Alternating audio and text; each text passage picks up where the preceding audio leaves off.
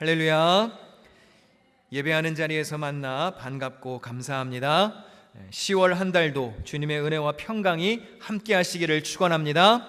옆에 계신 분들하고 한번 인사하겠습니다. 10월도 승리하세요. 이렇게 인사할까요? 10월도 승리하세요. 10월도 승리하세요. 우리 교회는 평소 주일 예배를 3번 드립니다. 1부와 2부 예배는 한국어 예배이고 3부 예배는 영어 예배입니다. 주로 이제 유스들이 많이 참석하기는 하지만 교육부 예배는 아니고 3부 예배도 영어권 성인들과 청년들이 참석하는 일반 주일 예배입니다. 한국어권 성도들이나 영어권 성도들이 같은 스피릿으로 신앙생활 하기를 바라는 마음으로 원 처치가 되기를 바라는 마음으로 이렇게 예배드립니다. 이것이 우리 교회의 비전 중 하나이고 또 이민 목회에 있어서 중요한 요소라고 판단되기에 이렇게 모입니다. 저는 주중에 영어권을 담당하시는 댄 목사님을 만나서 주일 메시지를 같이 준비합니다. 본문과 제목을 공유하고 핵심 메시지를 통일합니다. 회중의 상황에 맞게 조금씩 변화를 주기는 하지만 설교의 중심 메시지는 동일하게 합니다. 그래서 한국어 예배를 참석했든 영어 주일 예배를 참석했든 한 메시지를 듣고 돌아가게 하려고 합니다. 우리가 원 처치이기 때문에 이렇게 하는 것이고 우리가 종종 연합 예배를 드리는 이유도 바로 그러한 이유 때문입니다. 솔직히 연합 예배 모이는 거 이거 준비하는 거 쉽지 않습니다. 뭐 연합 예배니까 한국어 영어 2배만 수고하면 되는 것 아닌가? 아니에요. 3배 4배 이상 수고해야 합니다. 찬양과 설교, 광고 등 모든 예배 순서를 한국어와 영어로 동시통역으로 예배하는 거 쉽지 않습니다. 그런데 우리가 그렇게 모이는 이유는 그렇게 해서 우리가 하나 된 교회임을 기억하고 하나의 정신을 품기 위함입니다. 저는 뉴욕 기둥교회 온 성도들이 같은 신앙을 고백하는 교회이기를 소망합니다. 우리가 아는 만큼 누리는 예배라는 책을 기초로 해서 예배에 관한 시리즈 말씀을 전하고 있는데 오늘은 신앙 고백에 대한 말씀을 전하려고 합니다. 우리는 예배를 드리는 중에 다양한 순서를 통해서 우리의 믿음을 고백합니다. 찬양을 통해서 기도하면서 또 시간과 정성과 보물을 들여가며 그리고 특별히 사도신경을 통해서 우리의 믿음을 고백하죠. 우리가 공적인 자리에서 신앙을 고백하는 이유가 있습니다. 첫 번째, 우리가 무엇을 믿는지 되돌아보기 위함입니다. 믿음에 대한 바른 이해가 있는지를 살피며 진심 어린 고백으로 이어지는 것, 이것이 신앙 고백입니다. 만약에 내가 믿는다고 하면서 무엇을 믿는지 올바른 이해가 없다면 그것은 맹목적 신앙이 되고 말죠. 또 반대로 믿기는 하는데 진심 어린 고백은 없다면 그것은 명목적인 신앙, 즉 이름만 있는 크리스찬이 되고 맙니다. 공예배에서 신앙을 고백하는 이유 2번째, 신앙 고백은 고백하는 이들을 하나로 묶어줍니다. 우리는 함께 신앙을 고백하면서 우리가 하나의 교회요 One Universal Church임을 견고하게 합니다. 예배하면서 하나님께 영광과 찬송을 올려드리는 동시에 함께 신앙을 공유한 자들임을 우리가 드러내는 것입니다. 쉽게 말해서 같이 신앙 고백을 하며 우린 다 같은 편이구나, 우리는 다 똑같은 것을 믿지 라고 외치는 것입니다. 신앙 고백을 하는 3번째 이유, 우리가 무엇을 믿는지 세상에 선언하는 역할이 있습니다. 담대하게 진리를 외치면서 믿지 않는 자들을 향해 교회가, 크리스찬들이 이것을 믿는다라고 진리를 외치는 것이죠. 제 아버님은 결혼 주례를 하실 때 꼭 하시는 말씀이 있습니다. 신랑은 오늘 결혼을 하면서 신부를 선택하는 날이기도 하지만 신부 때문에 세상에 다른 모든 여자를 포기하는 날이기도 합니다. 마찬가지로 신부는 모든 남자 중에 신랑을 선택하는 날이기도 하지만 신랑 때문에 세상에 가능성이 있는 다른 모든 남자를 포기하는 날이 바로 결혼식입니다. 그래서 두 사람은 다른 모든 여자와 남자를 포기하셨나요? 라고 물어봐요. 결혼식은 하나님과 여러 증인 앞에서 서약하고 선언하는 날입니다. 내가 이 신랑과 또 신부와 충실하게 결혼 생활을 하겠노라고 대놓고 고백하는 날이 결혼식입니다. 마찬가지입니다. 우리가 예배 중에 신앙 고백을 하는 것도 하나님 한 분만 내가 신실하게 섬길 것입니다. 내가 공개적으로 고백하는 시간이 신앙 고백 시간인 것이죠. 사도신경이 영어로 뭐죠? Apostles' Creed라고 부릅니다. creed는 신경이라는 뜻인데 영어의 creed는 라틴어 credo에서 유래했습니다. 이 말은 I believe, 내가 믿는다 라는 뜻입니다. 이름이 사도신경이라 그래서 실제 예수님의 12 사도들이 만든 것은 아니고 사도들의 가르침을 받은 제자들이 작성한 신경, 그리고 우리가 그 신앙을 이어받았다라는 의미가 있습니다. 자막은 넘겨주셔도 되고요. 이 사도신경은 주후 2, 3세기경 로마에서 원래는 세례를 받는 사람들을 교육하기 위해 세례 문답에서부터 기원을 합니다. 이것이 발전하여 4세기에는 서술 형태가 되었고 5세기에 와서는 신앙 고백문의 형식을 갖추게 됩니다. 그리고 6세기에 와서는 이게 공인된 문서가 되어서 널리 보급되게 되었습니다. 요즘 이렇게 많은 예배들을 보면 한국 교회도 그렇고 미국 교회는 제가 한 번도 본 적이 없는 것 같아요. 예배 순서에서 대부분 사도신경, 주기도문 많이 빠지는 추세입니다. 우리 교회도 이렇게 한국어 예배 때는 제가 순서에 넣지만 연합해서 예배 드릴 때는 예배 순서에 넣지 않습니다. 공식적인 예배 자리의 형식과 또 필요에 따라서 순서에 넣을 수도 있고 뺄 수도 있죠. 그런데 저는 신앙 고백의 중요성만큼은 동의합니다. 왜 교회에 사도신경이 필요하고 왜 이 신앙 고백을 중요하게 생각했을까요? 첫 번째, 교회는 설교나 전도를 함에 있어서 이 기독교 신앙을 어떻게 잘 정리된 좀 샘플이 있었으면 좋겠다, 좀 표준이 있었으면 좋겠다라는 필요성을 느껴서 성경을 토대로 교리적인 훈련을 만들게 되었습니다. 두 번째, 사도신경은 사실 애초부터 이렇게 예배 때, 공적인 예배 때 함께 신앙 고백을 하기 위해서 만들어진 거예요. 예배의 의식으로 사용하기 위해서 만든 것입니다. 또 예수를 처음 믿는 사람들, 기독교에 입문하는 사람들을 위해서 체계적인 교리의 내용을 교육할 필요가 있었기에 사도신경을 만들었습니다. 그리고 마지막으로 이단의 가르침에 맞서기 위해 올바른 기독교 신앙을 지키기 위해서 만든 것이 사도신경입니다. 그래서 우리가 사도신경을 고백할 때는 기독교 신앙의 핵심 내용들이 거기에 다 들어가 있습니다. 자, 사실 사도신경은 삼위일체적인 구조로 되어 있는데요. 다 외우시니까 이렇게 구분이 된다는 걸 알려드리기 위해서 이렇게 표기를 했어요. 자, 우리 사도신경을 처음부터 한번 다시 외워보실까요? 자, 시작. 전능하사 천지를 만드신 하나님 아버지를 내가 믿사오며 그 외아들 우리 주 예수 그리스도를 믿사오니 이는 성령으로 잉태하사 동정녀 마리에게 나시고 본디오 빌라도에게 고난을 받으사 십자가에 못 박혀 죽으시고 장사한 지 사흘 만에 죽은 자 가운데서 다시 살아나시며 하늘에 오르사 전능하신 하나님 우편에 앉아 계시다가 저리로서 산 자와 죽은 자를 심판하러 오시리라. 성령을 믿사오며 거룩한 공회와 성도가 서로 교통하는 것과 죄를 사하여 주시는 것과 몸이 다시 사는 것과 영원히 사는 것을 믿사옵나이다. 아멘. 네, 이 사도신경을 정리하면 다음과 같이 정리가 되죠. 성부 하나님, 성자 예수님, 성령 하나님에 대한 기본적인 교리의 내용들, 우리가 믿는 하나님은 이러한 하나님입니다 라고 이제 고백하는 것이죠. 이단과 정통 교단이 다른 점은 대부분 여기에서 나옵니다. 이 사도신경을 정확하게 고백할 수 있느냐 없느냐에 따라서 이단과 그렇지 않은 사람을 갈리는 좋은 그런 샘플이 될 수가 있습니다. 이 신앙 고백문은 무슨 마법의 주문이 아니에요. 이거 한다 그래가지고 갑자기 뭐가 일어나는 건 아니죠.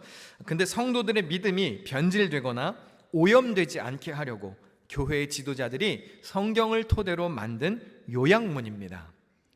이 사도신경이, 신앙 고백이 성경을 대체하는 것은 아닙니다. 그러나 모두 다 성경에서 온 것이기 때문에 건전하고 안전한 것이죠. 우리가 예배 중에 이렇게 신앙을 고백하며 하나님께는 영광을 돌리는 것이고, 함께 신앙을 고백하는 교우들과는 우리가 같은 믿음을 공유했다는 사실을 드러내게 됩니다. 우리가 마음으로 믿는 것을 입으로 시인하는 신앙 고백, 이 신앙 고백은 굉장히 중요합니다. 오늘 본문 로마서 10장 9절과 10절을 다 같이 읽겠습니다. 시작. 내가 만일 내 입으로 예수를 주로 시인하며 또 하나님께서 그를 죽은 자 가운데서 살리신 것을 내 마음에 믿으면 구원을 받으리라. 사람이 마음으로 믿어 의에 이르고 입으로 시인하여 구원에 이르느니라. 아멘. 여러분, 믿음에는 내용이 있습니다. 아무거나 믿는 게 아니에요. 무엇을 믿어야 하나요? 네가 만일 내 입으로 예수를 주로 시인하며 그랬습니다. 예수님을 구주로 고백하는 믿음이 있어야 합니다. Jesus is my Lord, Christ 라고 하는 믿음이 있어야 합니다. 또 하나님께서 그를 죽은 자 가운데서 살리신 것을 믿어야 합니다. 즉 부활을 믿어야 합니다. 우리의 신앙 고백은 그리스도의 부활과 주 되심이 핵심입니다. 그리고 마음으로 그것을 믿었다면 입으로 시인해야 합니다. 과연 여러분은 자신이 믿는 것을 당당하게 세상에 드러내며 고백하며 살고 계시는지요? 이 사도신경 원문에 보면 나는 믿습니다 라고 하는 이 라틴어 크레도라고 하는 단어가 2번 나옵니다. 우리만 번역에서는 4번 나옵니다. 아마 내가 믿는다라는 것을 강조하기 위해서 그렇게 한 것 같아요. 나는 믿습니다. I believe. 이 말에는 무슨 의미가 있을까요? 첫 번째, 신앙의 동의를 의미합니다. 내가 하나님의 존재를 믿는다는 뜻입니다. 두 번째, 신뢰를 의미합니다. 예수님을 나의 구주로 믿는 것을 말합니다. 세 번째, 헌신을 의미합니다. 복음으로 인해 내가 주께 헌신하고 봉사할 것을 공개적으로 결단하는 것이죠. 그리고 마지막으로 순종의 의미가 있습니다. 우리를 부르시는 하나님께 내가 기꺼이 순종하겠다는 결단을 신앙 고백을 하면서 드리는 것입니다. 사도신경은 세례식 준비를 위해 시작되었던 고백문이었습니다. 그리고 기독교에 입문하는 자들에게 이제 과거는 청산하고 세상과 결별하고 새로운 길을 걷겠다라고 표시하는 결단하는 표시입니다. 첫 믿음의 공식적인 표현이 바로 사도신경이었던 것이죠. 오늘 예배하는 여러분에게 한번 여쭙고 싶습니다. 여러분은 여러분의 삶의 현장에서, 내 삶의 한복판에서 나는 예수 그리스도를 믿는다, 예수의 주 되심을 믿고 그리스도의 부활을 믿는다라고 당당하게 외치며 살고 계시는지요? 요즘 크리스찬들을 보면 좀 눈치를 보며 사는 것 같아요. 소극적입니다. 디펜스하기 바쁩니다. 다른 사람을 배려하고 상처 주지 않으려고 하는 것은 좋은 자세이나 내가 진리를 믿는데 그 진리를 진리라 외치기를 꺼린다면 그것은 문제이죠. 우리가 믿는 예수 그리스도를 부끄러워하면 안 됩니다. 세상 사람들은 참 많은 것에 열광합니다. 유명 연예인을 보고 열광하고요, 지지하는 정치인들을 향해서 외칩니다.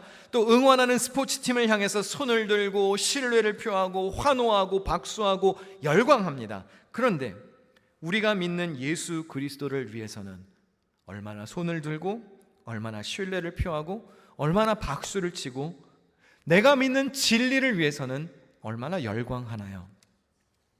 오히려 부끄럽게 생각할 때가 더 많지 않습니까? 하나님의 눈치를 보고 하나님을 경외하면서 살아야 하는데 언젠가부터 그리스도인들이 세상과 사람들의 눈치를 더 많이 보면서 삽니다.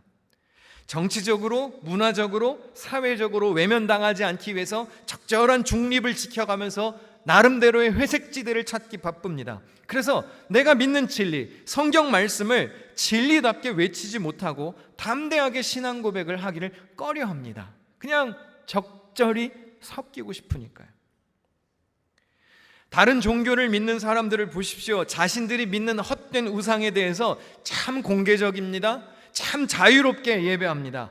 개인의 신념, 개인의 취향, 선호도 이런 것들을 소셜미디어에 올립니다. 공개적인 자리에서 자유롭게 드러냅니다. 법정에서 자신들의 권리를 주장합니다. 그리고 이것들은 존중받아야 마땅하다라고 외칩니다. 그런데 왜 우리는 진리이신 예수 그리스도를 말하면 차별이 되고 공개적으로 예수 그리스도의 이름으로 말하면 누군가에게 상처를 주는 것이 되고 왜 진리를 진리답게 외치기 어려운 세상이 되었을까요?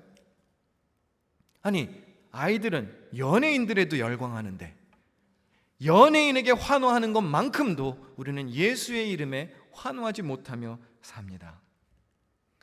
혹시 여러분이 교회에 오고 봉사를 하고 또 예수 그리스도를 주로 고백하고 사랑하고 희생하며 사는 것, 이런 기독교 신앙을 따라서 살아가는 것 때문에 여러분 주변에서 여러분의 친구들이 손가락질하고 외면합니까? 그럼 그 사람이랑 안 놀면 돼요. 안 놀면 되잖아요. 물론 전도하기 위해서 노력은 해야겠죠. 그러나 내 신앙이 잘못된 것은 아니잖아요. 내가 예수 그리스도를 믿고 성경 말씀을 따르겠다는데 세상이 손가락질을 한다면 예수와 복음이 잘못된 것입니까? 세상이 잘못된 것이죠. 누가복음에 보면 예수님이 이런 말씀을 하십니다. 우리 다 같이 읽어보실까요? 시작. 누구든지 내 말을 부끄러워하면 인자도 자기와 아버지와 거룩한 천사들의 영광으로 올 때에 그 사람을 부끄러워하리라. 여러분이 진리를 부끄러워한다면, 우리가 예수 그리스도를 부끄러워한다면 훗날 주님도 우리를 부끄러워하신다는 거예요. 당당하게 신앙 고백하시며 살 수 있습니까?